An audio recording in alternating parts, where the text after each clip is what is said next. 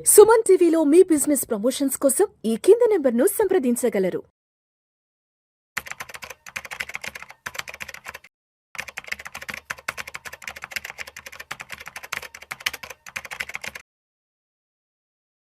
నమస్తే, welcome to Suman TV.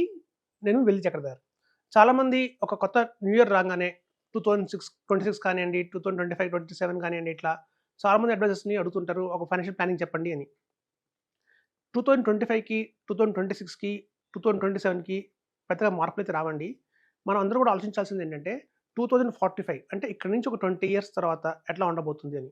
యాక్చువల్గా ఒక సంస్థ, అమెరికన్ బ్యూరో ఆఫ్ లేబర్ అనే సంస్థ ఒక స్టాటిస్టిక్స్ ప్రకారం ఒక డేటా ఇచ్చిందండి. ఆ డేటాలో ఏం తెలిసిందంటే ఒక 65 సంవత్సరాలు ఉన్నవాళ్ళు ఎలా ఉండబోతున్నారు రాబోయే రోజుల్లో అనేది ఒక గణాంకాలు అయితే వచ్చాయండి. వాటి గురించి మనం ఇవాళ తెలుసుకుందాం. ఇక చూడండి, at the age of 65 only 1% were wealthy అని చెప్తున్నారు. అంటే 1% వెల్దీ అంటే చాలా మల్టీ మిలియనర్స్.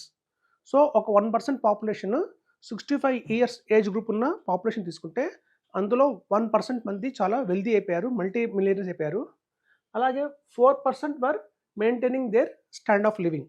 అంటే ఆ రోజున కేవలం 4% మంది మాత్రమే వాళ్ళు కార్పస్ ఏదైతే పెన్షన్ ప్లాన్ కోసం దాచుకున్నారో, ఏదైతే క్రమబద్ధంగా ఒక మ్యూచువల్ ఫండ్స్లో కానివ్వండి, అలాగే పిఎంఎస్లో కానివ్వండి, అలా ఇన్వెస్ట్మెంట్ చేసి ఒక కార్పస్ అయితే బిల్డ్ చేసుకున్నారో, ఆ వచ్చిన కార్పస్ మీద ఫిక్స్డ్ ఇన్కమ్ తీసుకుంటున్న వాళ్ళందరూ కూడా ఈ 4% కేటగిరీలో ఉన్నారండి. 9% వర్ డెడ్ అన్నారు. అలాగే 23% వర్ స్టిల్ వర్కింగ్. అంటే వాళ్ళు దాచుకున్న అమౌంట్ ఏదైతే ఉంటుందో కార్పస్ సరిపోక ఇంకా కూడా ఆఫ్టర్ 65 కూడా ఇంకా వాళ్ళు కంటిన్యూ చేస్తున్న పరిస్థితి వర్క్లో ఉంది.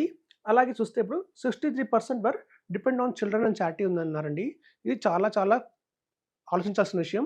ఎందుకంటే 63% అనేది చాలా పెద్ద ఫిగర్. మనం చూస్తే ఇప్పుడు ఎందుకు అలా జరుగుతుంది మనం ఆలోచిస్తే చూడండి, ఒక 1990స్లో కానివ్వండి, వాళ్ళకి ఒక సెంట్రల్ గవర్నమెంట్ ఎంప్లాయీస్ కానివ్వండి, స్టేట్ గవర్నమెంట్ ఎంప్లాయీస్ కానివ్వండి, వాళ్ళందరూ పెన్షన్ సపోర్ట్ ఉండేది. సో ఇప్పుడు వస్తున్న ఈ ప్రైవేట్ ఎంప్లాయీస్ అందరికీ కూడా పెన్షన్ సపోర్ట్ అనేది లేదు. అదొక మెయిన్ రీజన్. సో ఇప్పుడున్న ఎంప్లాయ్మెంట్ చాలామందికి కూడా పెన్షన్ సపోర్ట్ లేకపోవడం ఒక కారణం అయ్యుండొచ్చు. ఇంకోటి ఏంటంటే ప్రతి మందికి కూడా సేవింగ్స్ మీద కంటే కూడా ఎక్స్పెన్సెస్ మీద ఎక్కువ ఇంపార్టెన్స్ ఇస్తున్నారు. ఇవాళ ఇండియాలో ఎస్ఐపి లేని ఇల్లులు ఉన్నాయండి. చాలా ఇళ్లలో కూడా ఇంకా ఎస్ఐపి లేదు. కానీ ఈఎంఐ లేని ఇల్లు మటు లేదు. ప్రతి ఒక్క ఇంట్లో కూడా చాలా ఈఎంఐస్ ఉన్నాయి. మీరు ఒక ఫోన్ కొనుక్కున్న ఈఎంఐయే, ఒక టీవీ కొనుక్కున్న ఈఎంఐయే, హౌస్ కొనుక్కున్న ఈఎంఐయే, కార్ కొన్న ఈఎంఐయే. సో లోన్ లేని ఇల్లు అయితే ఖచ్చితంగా అది ప్రతి ఒక్క ఇండియాలో ఉన్న ప్రతి ఒక్క ఇంటికి లోన్ అయితే ఉంది, కానీ సేవింగ్స్ లేవండి. అది కూడా చాలా చాలా మేజర్ రీజన్ ఉంది ఈ 63% కేటగిరీ రావడానికి. ఇంకోటి ఏంటంటే ఇంప్రాపర్ ఫైనాన్షియల్ ప్లానింగ్. అంటే ఏదో ఒక ల్యాండ్ కొన్నాను, ఇది సరిపోతుందని నాకు అనుకుంటారు. అలాగే చూడండి, లేకపోతే ఒక బంగారం కొనుక్కున్నాము, సేవింగ్స్ చేస్తున్నాం కదా బాగానే అనుకుంటారు. కానీ ఆ సేవింగ్స్ రాబోయే రోజుల్లో ఇన్ఫ్లేషన్కి తట్టుకొని నిలబడుతుందా అనేది చాలామందికి ఒక రాంగ్ క్యాలిక్యులేషన్స్ అయితే ఉన్నాయండి. చాలామందికి ఏంటంటే తెలియని విషయం ఏంటంటే బై 2045 వచ్చేసరికల్లా మనకి ఈ ఫిక్స్డ్ డిపాజిట్ల మీద వచ్చే ఇంట్రెస్ట్ ఇవాళ మనకి అంటే 8.5% కానివ్వండి, 7.5% కానివ్వండి వస్తున్నాయో, రాబోయే రోజుల్లో ఇక్కడి నుంచి ఒక 20 ఇయర్స్ తర్వాత చూస్తే మీకు కేవలం 2% మాత్రమే ఉండే అవకాశం ఉంది. అలాగే చాలామంది తెలియని విషయం ఏంటంటే ఆ రోజున స్టాక్ మార్కెట్ మన ఇండియాలో మనం చూసుకుంటున్నాం, ఇప్పుడు ఒక 20% సిఏజీఆర్ వచ్చింది అనుకుంటున్నాం. కానీ 20 ఇయర్స్ తర్వాత ఆ 20% సిఏజీఆర్ అనేది మార్కెట్లో ఉండదండి. కేవలం 6%, 8% మాత్రమే ఉంటాయి. అలాగే చూస్తే ప్రతి ఒక్క ఖర్చులు పెరిగిపోతాయి. మనం ఇవాళ ఏదైతే ఒక ఎక్స్‌పెన్సెస్ అనుకుంటున్నామో ఇవన్నీ కూడా 4, 5 టైమ్స్ పెరిగిపోయే అవకాశం ఉంది. సో ఎక్స్‌పెన్సెస్ ఏమో బియాండ్ కంట్రోల్‌లో వెళ్ళిపోతున్నాయి. కానీ మనం చేసుకున్న సేవింగ్స్ మాత్రం ప్రాపర్‌గా చేసుకోకపోతే ఇలాంటి పరిస్థితి వస్తుందండి. సో ఇప్పుడు మనకున్న ప్రణాళిక ఏంటంటే 2026 గురించి, 2027 గురించి కాదు మనం ఆలోచించాల్సింది.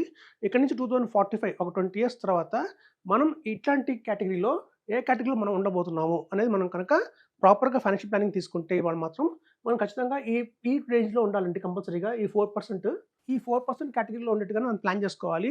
సో ప్రతి ఒక్క అడ్వైజర్‌ని మీరు కానివ్వండి, ఒక డిస్ట్రిబ్యూటర్ కానివ్వండి, మీరు సంప్రదించినప్పుడు అడగాల్సింది ఏంటంటే బై 2045కి నాకు ఎంత కార్పస్ వస్తే నేను కనుక ఇట్లాంటి లైఫ్‌లో ఉంటాను, we are maintaining their stand of living. So మన సొంతంగా మన కాళ్ళ మీద నిలబడే పొజిషన్‌లో మనం ఉండాలంటే ఎలా ప్లాన్ చేయాలి, ఎక్కడ ఇన్వెస్ట్మెంట్ చేయాలి, ఎంత ఇన్వెస్ట్మెంట్ చేయాలి అనేది మీరు ఖచ్చితంగా అడిగి తెలుసుకోవాలి. ఇప్పుడు చూడండి, చాలామంది ఏం చేసే పెద్ద పొరపాటు ఏంటంటే ఒక 12% సిఏజీఆర్ వస్తుంది మ్యూచువల్ ఫండ్స్‌లో, లేదా 15% సిఏజీఆర్ వస్తుంది మ్యూచువల్ ఫండ్స్‌లో అని మనం ఆ ఎస్ఐపి క్యాలిక్యులేటర్‌లో కానివ్వండి, ఆ లంసమ్‌గా పెట్టే ఇన్వెస్ట్మెంట్ క్యాలిక్యులేటర్‌లో కానివ్వండి ఫిక్స్ చేస్తాం. కానీ అంటే 20 ఇయర్స్‌కి కూడా నాకు 15 వస్తుంది అన్న భావనలో ఉంటాము. అలా కాలిక్యులేట్ చేయడం వల్ల రాంగ్ కాలిక్యులేషన్స్ జరుగుతుంటాయి. అలాగే చాలామంది ఏం కాలిక్యులేషన్ ఏంటంటే, సపోజ్ నేను ఒక 20 ఇయర్స్ తర్వాత నాకు ఒక 2 క్రోర్స్ కనుక నేను వెల్త్ క్రియేట్ చేసుకుంటే, ఆ రోజున 12% రేట్ ఆఫ్ ఇంట్రెస్ట్ వచ్చింది అంటే, నాకు నెలకు 2,00,000 వస్తుంది కదా అనుకుంటారు. కానీ ఆ రోజు మనం పెట్టుకుంటే ఇవాళ మనం పెట్టే కాలిక్యులేటర్ ఏంటంటే 12% వస్తుంది అని. కానీ ఆ రోజున మనకు వచ్చేది 6%. సో, మనం 6% పెడితే మనకు కావాల్సిన కార్పస్ 2 క్రోర్స్ కాదండి.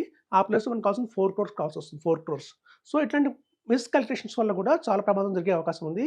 కాబట్టి ఒక మంచి డిస్ట్రిబ్యూటర్‌ని కానియండి, కలిసి మీరు తెలుసుకోండి ఎక్కడ ప్రాపర్‌గా ఇన్వెస్ట్‌మెంట్ చేయాలి అనేది. అలా గనక ఇన్వెస్ట్‌మెంట్ చేస్తే మీకు డెఫినిట్‌గా ఈ 1% ఆర్ 4% కేటగిరీలో ఉంటారు. మనం కనుక ఒక చిన్న మిస్టేక్ చేసినా కూడా మనం ఏదో 23%, 63%లోకి వెళ్తాము. ఇప్పుడు చూడండి నేను ఒక మీమ్స్ కూడా వస్తున్నాయి ఈ మధ్య. ఇప్పుడు ఒక 35 ఇయర్స్ ఉన్న వాళ్ళు కనుక ఇద్దరు రోడ్డు మీద కలిసారనుకోండి. చిన్ననాటి స్నేహితులు. వాళ్ళు బాల్యమిత్రులు కలిసారు. 30 ఇయర్స్ వచ్చాయి ఇద్దరికి. ఇప్పుడు మనం 35 ఇయర్స్ ఉన్న వాళ్ళు కామన్‌గా అడిగే క్వెషన్ ఏంటి? "ఏరా ఎలా ఉన్నావు? మీ పిల్లలు ఏం చదువుతున్నారు? మీ పిల్లల్ని ఎక్కడికి చేర్చావు? ఏ స్కూల్‌కి చేర్చావు" అని. కానీ ఇదే 20 ఇయర్స్ తర్వాత 2045 ఆ టైంకి కల్లా ఎలా ఉండబోతుందని చెప్తున్నారంటే, ఇది కొంచెం కామెడీగా ఉండొచ్చు కానియండి, వాస్తవం అది. ఇద్దరు 35 ఇయర్స్ వాళ్ళు కనుక కలిస్తే, "ఏరా మీ నాన్నగారు ఏ ఓల్డ్ ఏజ్ హోము? మీ నాన్నగారు ఏ ఓల్డ్ ఏజ్ హోమ్" అడిగే క్వెషన్ వస్తుంది. సో, అట్లాంటి రోజులు కూడా రాబోతున్నాయని చెప్తున్నారు. కాబట్టి ఇప్పటి నుంచి మనం ప్రాపర్‌గా ప్లాన్ చేసుకుంటే కనుక, ఇంకా 20 ఇయర్స్ టైం మన చేతిలో ఉంది కాబట్టి, ఇప్పటి నుంచి ప్రాపర్‌గా ప్లాన్ చేసుకుంటే మాత్రం ఖచ్చితంగా కూడా ఒక మంచి లైఫ్ స్టైల్ అనేది మనం తీసుకోవచ్చని చెప్తున్నాను. Thank you.